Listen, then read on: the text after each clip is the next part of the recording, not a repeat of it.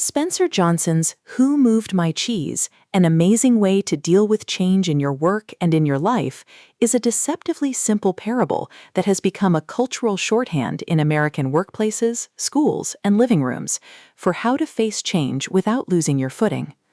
Told as a short, brisk fable, the book uses four characters, two mice and two little people, to dramatize the emotional and practical responses people have when the familiar disappears and the future looks uncertain.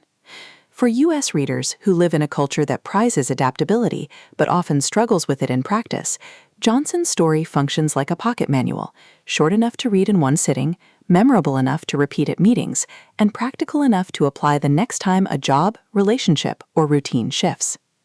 The tale opens in a maze, a metaphorical landscape that stands in for the workplaces, industries, and social systems Americans navigate. Into that maze go four characters, Sniff and Scurry, two mice who rely on simple instincts and habits, and Hem and Haw, two little people who think, feel, and rationalize like humans. All four find a large stash of cheese in a place they call Cheese Station C. The cheese is a stand-in for whatever people value: security, status, relationships, money, or identity. For a while, life is good. The mice and the little people settle into routines around the cheese, and the maze becomes a comfortable backdrop. This opening scene will feel familiar to American readers, a period of stability where systems hum, roles are clear, and the future seems predictable. Then the cheese disappears. One morning, the characters arrive to find their supply gone. The rest of the book is a study in how different temperaments respond to that loss. Sniff and Scurry, guided by simple instincts, accept the change quickly. They do not overthink. They put on their running shoes and head back into the maze to look for new cheese. Hem and Haw, by contrast, react like many of us do. They are shocked, angry, and paralyzed. Hem refuses to leave. He demands that the cheese be returned and clings to the old ways. Haw is initially fearful and resistant, but eventually begins to question his assumptions. He learns to laugh at his own folly, to let go of denial, and to move forward into the maze in search of new possibilities. Johnson's parable is compact, but his lessons are layered. At the most basic level, the story teaches adaptability.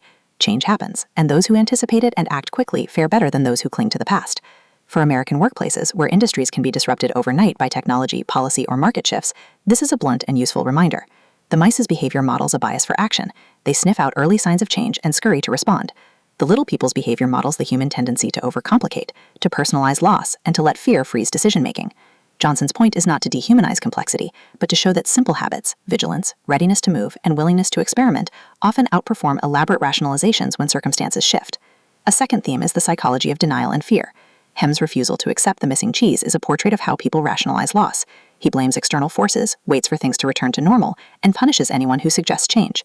Hem's posture will ring true for American readers who have seen colleagues or leaders double down on failing strategies, or who have watched communities resist necessary reforms because the present, however flawed, feels safer than the unknown. Haw's arc is more instructive. He moves from denial to curiosity, from fear to action.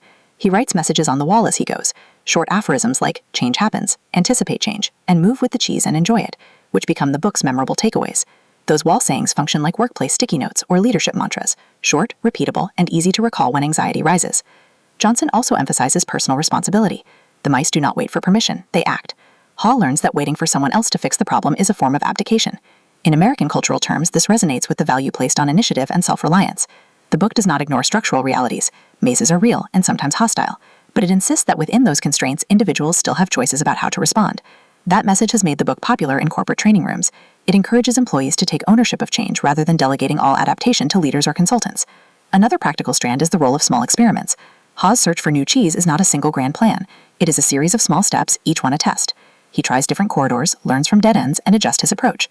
This iterative mindset mirrors modern American management practices, lean startup methods, agile development, and rapid prototyping that favor quick learning cycles over long, rigid plans.